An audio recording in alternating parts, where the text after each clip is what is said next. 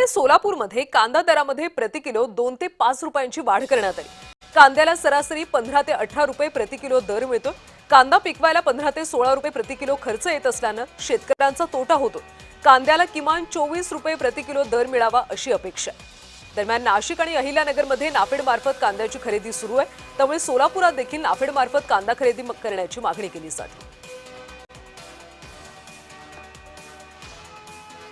मागच्या काही दिवसापासून जे आहे तो कांदा जो आहे तो शेतकऱ्यांना रडवतोय।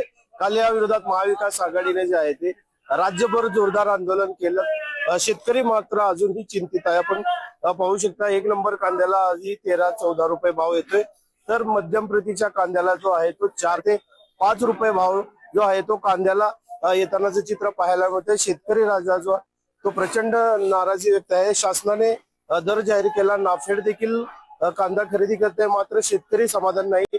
आपल्यासोबत काही शेतकरी आहेत बोलण्यासाठी। काय सांगाल, काय भाव आहे, किती पिशव्या आणल्या होत्या आपण आज? भाव सध्या आता जर बघितला तर 15-16 रुपये दर आहे। पण काय झालंय, नाफेडची तुम्ही म्हणता की नाफेडची खरेदी चालू आहे, आज सगळीकडे व्हायरल होते की नाफेडची खरेदी। नाफेडची खरेदी फक्त नाशिक मध्ये चालू आहे, आणि आज जर विचार केला तर नाशिक मध्ये मार्केट बंद आहे।